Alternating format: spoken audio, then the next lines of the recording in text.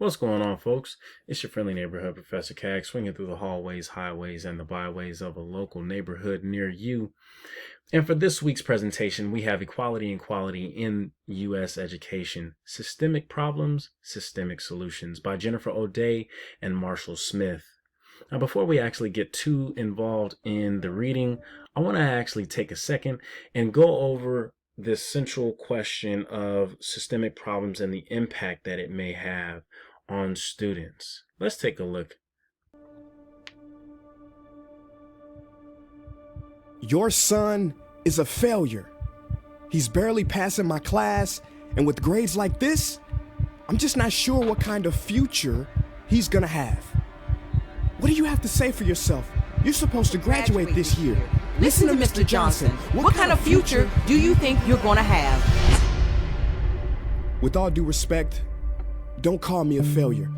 Failure is an event, not a person, in fact. And you talk about the future, Mr. Johnson, but you're not preparing us for that. Excuse me? Just listen to what I'm saying. This should be good.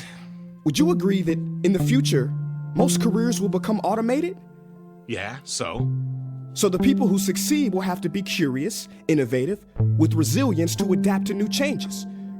What's your point? My point is, the focus in this school is not on that. It is on regurgitating information and test taking, and that's just real.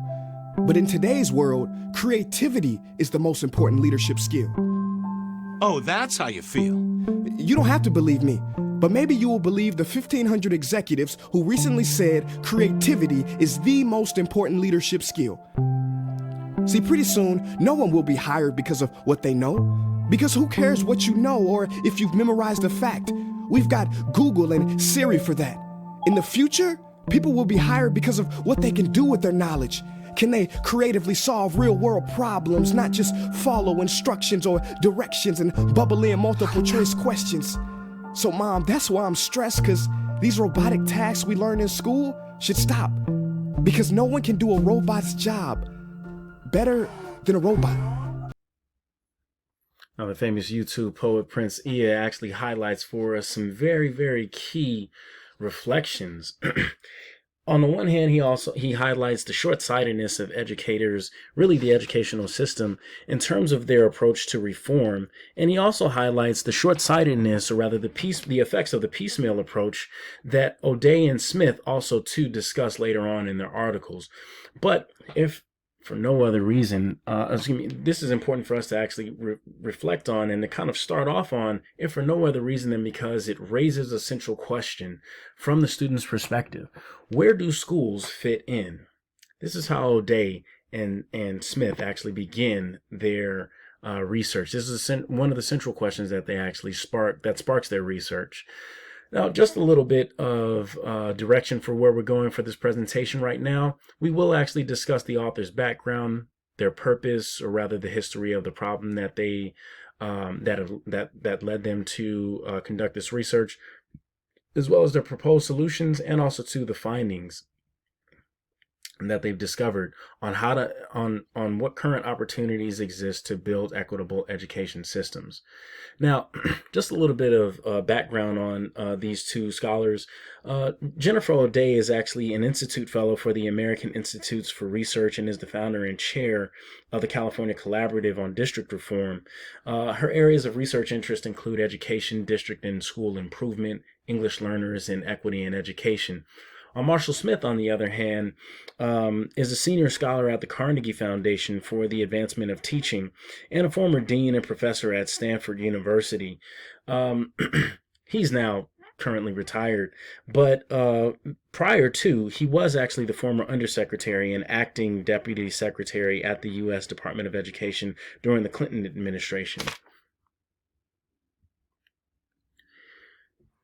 The research really is sparked from these two central questions. One, what might a more equitable education system look like in the U.S.? And two, how might a vision for such a system be constrained by current conditions? In order for us to actually understand that last question, which is really important, O'Day and Smith are actually calling for us to do something that kind of goes against the grain in the current traditional approaches that we've taken in education to addressing problems of inequality. Whereas traditionally we've taken piecemeal approaches that are hyper individualized and that really focus on providing pressure and individual accountability, while kind of eliding the focus on looking at the conditions that shape those individual outcomes, that create low test scores or that create low performing schools. O'Day and Smith really call for us to actually take a look at the history or the economic and social conditions that shape the current situation that students and educational institutions find themselves in, specifically in regards to the role and impact of poverty and segregation on educational outcomes. And so education is supposed to be the great. there is an actual video here. I just wanted to kind of just really draw your attention to it. This video here really captures a lot of the same observations that O'Day and Smith in their research actually discuss. However, we won't have time to go over the entire video here. However, you can actually go over it at your leisure as we move through this lecture. I will actually make it available underneath the postings for this presentation.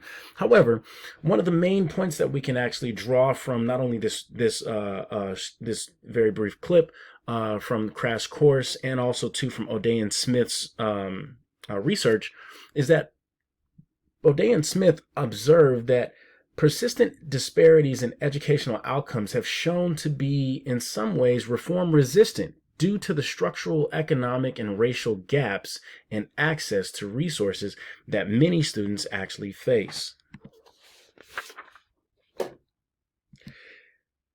So here, right, we'll kind of unpack, here, sorry about that, I just kind of jumped the gun there. Here we'll kind of unpack the problem, the history of the problem from the Crash Course video, as well as some of the key lessons that have been learned while analyzing over 60 years of data from educational reform. Something that we have to pay very, very close attention to in observing this, the impact of 60 years of educational reform, is that American education has been through numerous reform efforts really over the past 6 decades. And many of them have focused on reducing opportunity gaps, both in our society as a whole and also too in our schools. And O'Day and Smith actually note that while we've directed money at the problem through supplemental funding streams, such as federal elementary and secondary education, the Secondary Education Act, and state categorical programs, we've also detracked students. We've tried homogeneous grouping by ability, and we've also tried what they call heterogeneous cooperative learning in the classroom. We've tried to pull out and push in instructional approaches to give extra support to students who need it. And that's only what we've done in the classroom. The traditional roles of bureaucracy at the federal, state, and local level have also too contributed to this panacea of issues, where at the federal level, they've suffered from bureaucratic inertia. O'Day and Smith also note that fractured politics have played a huge role in terms of creating obstacles and barriers to progress, as well as the demand for greater accountability. It's created an environment where pressure and compliance at both the state and local level has been not only reinforced, but also too, the cultural attitudes and values of pressure and compliance have been replicated at the state and local level too as well. And interestingly enough, they also to note that the state's role in terms of perpetuating racial and class discrimination, as well as creating a cultural climate where, again, pressure and compliance is indeed the law of the land. Decades of implementation research can actually inform, according to O'Day and Smith, both a vision for a more equitable future and a strategic approach for how we do indeed get there.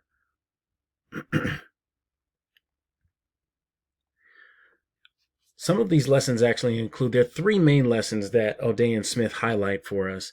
One is that implementation dominates impact.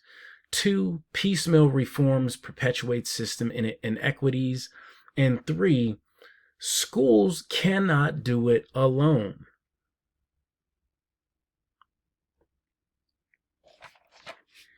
So, what is their proposed solution? How do they plan on implementing this change? How do they plan on implementing the ideas and the insights that they've received from those lessons, from the lessons from implementation research? Well, O'Day and Smith actually lay out a 4-part plan for how to build a more equitable education system. Starting first with the foundation, which they argue should be and needs to be standards-based. In addition to having a standards-based curriculum, they also argue for building a culture of continuous improvement. Next, they actually argue that we need to take a targeted approach to reducing inequities, specifically targeted approaches that are intentional and deliberate about creating safe spaces, developing language, implementing tiered interventions, and also to attending to transition points in students' academic life. Next, they also identify the importance of designing policy at the federal, state, and local level that can help to motivate and to support continued improvement. Lastly, they actually argue for more community engagement, but a particular kind, one that takes a collective impact approach and combines it with grassroots organizing. They argue that by doing so, combining the grasstops collective impact strategies and grassroots organizing into a social movement for equality, for equal opportunity, that it may be the only way to ensure that other sources of pressure and support are mobilized, particularly for governmental policy, are mobilized to generate and sustain a more equitable and high quality system for all students. So on to their findings. O'Day and Smith actually highlight, just in sum, 4 particular approaches or 4 ideas and insights that can help us to identify the current opportunities that are at play in terms of helping to enact the theory that they propose here. One is the current authorization of the Every Student Succeeds Act, which helps to reduce the federal constraints of No Child Left Behind on districts and states. And it at least provides a stronger focus, they say, on support over punitive approaches to accountability. Another is the increasing interest across the country in continuous improvement strategies supported by collaboration and professional networking, along with growing examples of their use and data on the resulting improvements for students. The third opportunity that they recognize lies in the signs of growing activism among young people focused on social justice, despite the deeply divided and generally paralyzed federal policy environment. They explain that, finally, more educators, policymakers, and others are realizing the importance of addressing the full range of students' needs and in attending to their social and emotional development as the basis for not only school success, but also to success in career and civic participation. And so with these insights, O'Day and Smith really offer us an overall comprehensive approach to developing a more equitable educational system. Thank you all so much. I appreciate your time. Sorry, we went a little bit overboard, but I will indeed be available for questions if you send me an email or hit me up on IG or Twitter. Either one, I'll get right back to you. Take care and enjoy.